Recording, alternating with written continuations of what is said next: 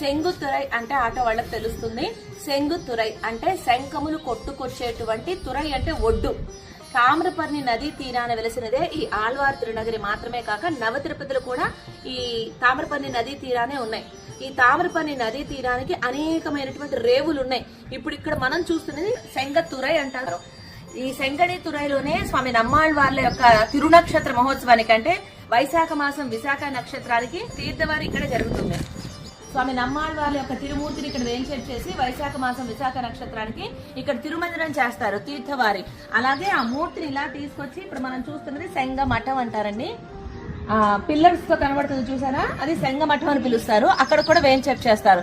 ఇప్పుడైతే వర్షాకాలం జరిగింది మొన్ననే కాబట్టి ఇంత తీర్థం ఉంది, కానీ లేకపోతే ఇంత నిండుగా తీర్థం కనిపించదు మనకి శంఖతురైలో. శంఖములు ఒడ్డుకు కొట్టుకొస్తాయి కాబట్టి ఈ పేరు.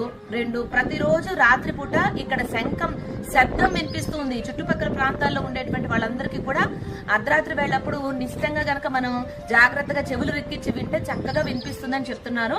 ఇక్కడ శంఖపు శబ్దం ధ్వని కూడా వస్తూ ఉంటుంది. అలా శంఖాలు కొట్టుకొచ్చేటువంటి రేవుయే ఈ సెంగని తురై లేదా సెంగతురై. ఈ తీర్థాన్ని కాచితేనే భవిష్యదాచార్య యొక్క తిరుమూర్తి లభించింది. తామ్రపర్ణి నదీ తీర్థాన్ని స్వామి మధురకవి ఆళ్వార్లు నమ్మాళ్వార్ల యొక్క ఆజ్ఞ మేరకు కాస్తారు. అంటే మధురకవి ఆళ్వార్లు ప్రార్థన చేస్తారు నమ్మాళ్వార్లని. స్వామి